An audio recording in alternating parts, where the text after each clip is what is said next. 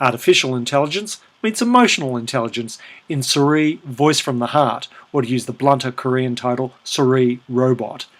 It's a film that has science fiction elements, and when most people think about Korean film and science fiction, they think of Bong Joon-ho because of The Host and Snowpiercer. But this is a film that belongs to earlier commercial Korean films with fantastic elements, such as Ditto and Il Mare. But wherever you want to kind of pigeonhole this film, it is a film that is concerned about the impact of technology on human life.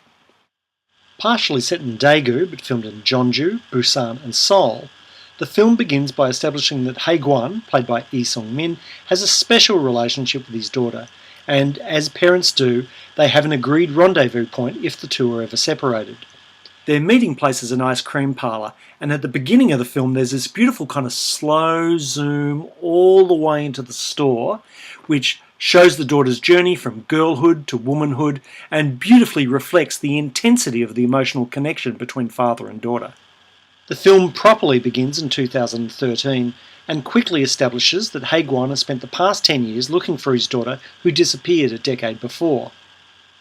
While the police and Hae-gwon's wife, played by Jong Hae-jin, believe that the daughter died in the 2003 Daegu subway fire, Hae-gwon cannot let go and continues his search for her. While there's an early hint of the science fiction to come, the more fantastic elements of the story manifest about 20 minutes later when Hae-gwon follows a false lead about his daughter to Guropdo Island. Late one night, when the man is consumed by his grief, a satellite crashes down and washes up on the island's beach. The portion of the satellite that Hae-gwon finds has an ability to store communication data, including telephone call records, going back many years. Hae-gwon hopes that the satellite's phone records will lead him to his daughter's contemporary whereabouts. At the same time, Hae-gwon's claiming of the satellite brings him to the attention of both Korean and US governments. The government agencies introduce an amusing rivalry between a boyfriend-obsessed scientist, Ji-yoon, played by Lee Ha-nui, and a not-so-intelligent intelligence agent, played by Lee Hee-jun.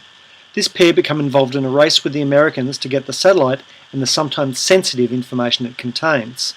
One of the strengths of the film is that, despite the fact that the robot is the central focus of the title, the film itself actually prioritises emotional content. So in comparison to an American film like Short Circuit, where the drama is just a pretext for some robotic shenanigans, here SORI, which is the nickname that Hae-gwon gives to the robot and is Korean for sound, here SORI serves Hae-gwon's story about his search for the daughter and not the other way around. There are some cute elements, of course, such as late in the film the way Hae-gwon disguises the R2-D2 looking robot in girls' clothing, so the Korean and US agents won't recognise it, but even this reinforces how Hae-gwon is creating a substitute for his missing daughter. Metaphorically speaking, the story can be seen as a reassurance that the South Korean government are acting in the interests of its people and not working for North American interests. That said, the film never completely brushes away the privacy concerns that scientist Jae-yeon raises early in the film.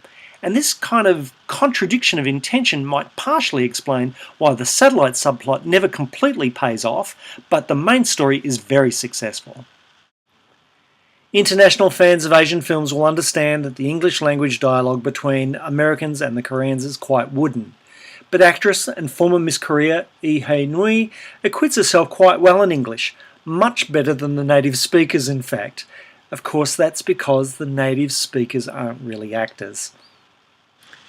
SORI, Voice from the Heart, works as an emotional detective story, and it's a clever example of the way that Korean cinema can take a real-life tragedy like the Daegu subway fire and fold it into a fiction film.